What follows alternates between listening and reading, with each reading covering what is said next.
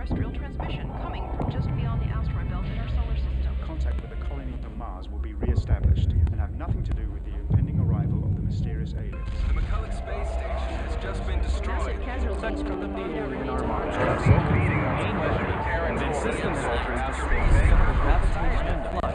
Paris, Peking, Reykjavik, and Tokyo top the list of recent devastated cities. That's after the recall from what was once known as Forward-lifting farewell speech as these brave soldiers took the fight to the Stroh's home planet. We, the rest of humanity, wish them luck and Godspeed as well.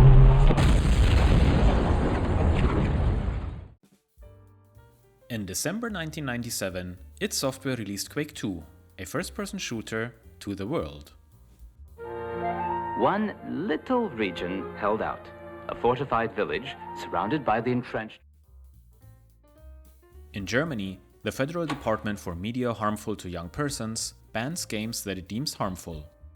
Once a game makes it to the infamous index of banned games, the developer can request a removal from the index at the earliest after 10 years. Violence and specific parts of German history were the most common reasons for games to get placed on that index.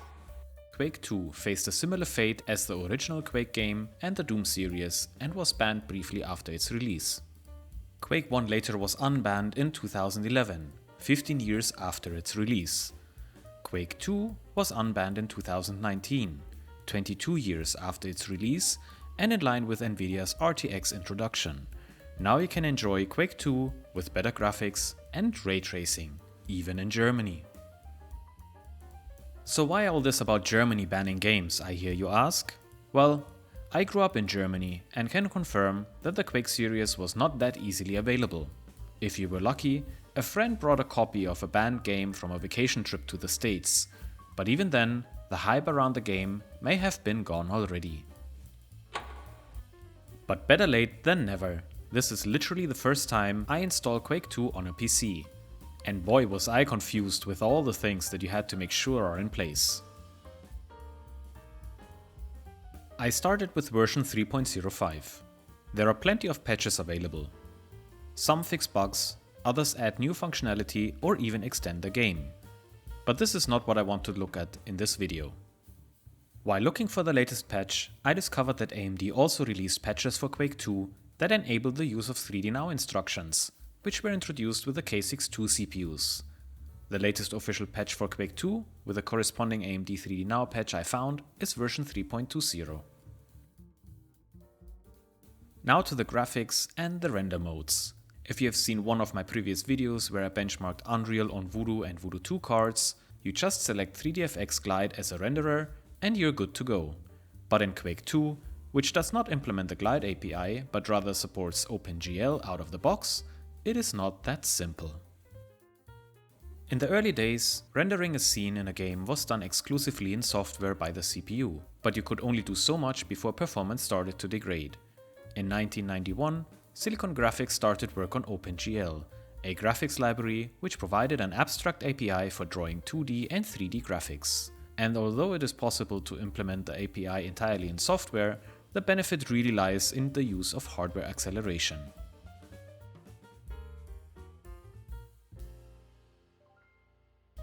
The OpenGL specification had a major drawback. It was too large to implement the entire specification in hardware at the time. When 3dfx entered the stage with their Voodoo 1 accelerator cards, they offered an alternative, the Glide API. But if you think that OpenGL and Glide are unrelated, you may learn something new. Here is a quote from Wikipedia. Glide was an effort to select primary features that were useful for real-time rendering of 3D games. The result was an API that was small enough to be implemented entirely in the late 1990s hardware. So as far as I understood, the Voodoo cards never supported the full OpenGL specification. That was a problem for 3dfx when the Quake series was launched, because if you were the proud owner of a 3dfx Voodoo card, you were only able to run the game in software mode. A solution had to be found. 3dfx released a quick implementation of the bare minimum of the OpenGL API that was required to run the OpenGL version of Quake. Better known as MiniGL, 3dfx owners could now enjoy Quake with full 3D acceleration, giving a smoother and better look compared to the software render. Although 3dfx went out of business, driver development continued. Today you can download a variety of drivers including WickedGL and MesaFX, which should provide full OpenGL support. This topic may require a dedicated video though. In a previous video, I benchmarked Unreal.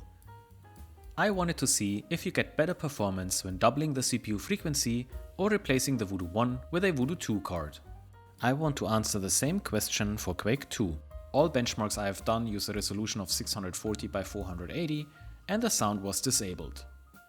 Because there are a lot more variables, I needed to filter out results that weren't adding any value.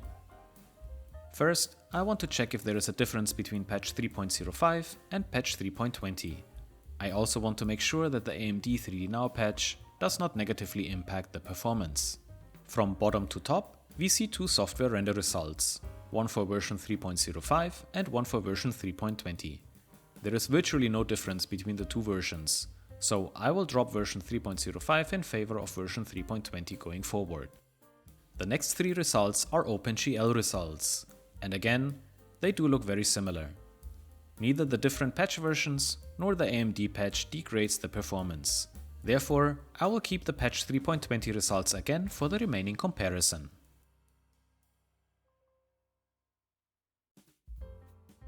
This leaves us with just two result sets from the previous chart. In software mode, the entire game is rendered by the CPU. The Voodoo cards are not utilized and do not affect the results. Doubling the CPU speed adds 5 to 6 frames per second. That is an increase of 60%, which is decent, but not good enough to enjoy the game. Okay, let's move on to the OpenGL results. Here, the Voodoo cards do make a difference. A system with an AMD K62 Plus at 200 MHz and a Voodoo 1 scores around 20 frames per second. Replacing the CPU with a 400 MHz model will make the game perform better by only 2 frames per second. The Voodoo 1 does not benefit from the faster CPU, and therefore I believe it has reached its performance limit. I also conclude that Quake 2 is less CPU dependent compared to Unreal, where I have seen a very different behavior after a CPU upgrade. But now let's have a look what would happen if you replace the Voodoo 1 with a Voodoo 2 and leave the CPU at 200 MHz. You would get respectable 12 frames per second additionally. That is an almost 60% increase. But wait, it gets better. If you were fortunate enough and able to upgrade both the Voodoo card and the CPU, you would end up with a very nice Quake 2 gaming rig. 55 frames per second are a massive 170% increase compared to the AMD K6 at 200 MHz with the Voodoo 1. Before we get to the final 3D Now tests, I want to show the update procedure for Quake 2. The patch I downloaded has a self-extractor that will copy the updated files into the Quake 2 directory. Just make sure that you have selected the correct folder and leave the override box checked. And that is it. Now you should have Quake 2 at version 3.20. The AMD patch pretty much works the same. Just make sure that you're on version 3.20 before applying this patch. For the AMD patch to work properly, you also required a modified MiniGL DLL that supports 3D Now. I used version 1.47 because it seems to have the best performance for AMD K62 CPUs. Here is where I got stuck for some time, until I found a source explaining what I had to do with this file. Rename the DLL to OpenGL32 and place it in the Quake 2 directory. When in the game, you have to select 3D Now OpenGL as the rendering engine. There may be another way to get the 3D Now 3DFX GL to work, but I had already spent enough time and just wanted to get the benchmarks done.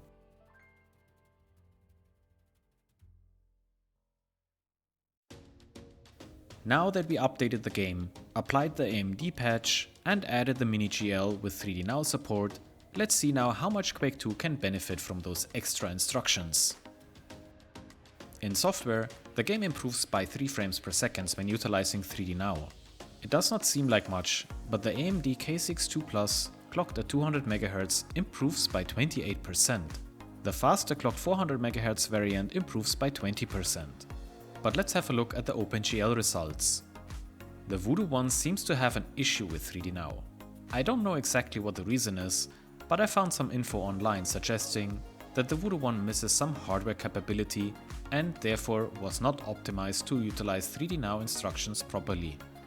It is best for Voodoo 1 owners to stay away from AMD's 3D Now optimizations.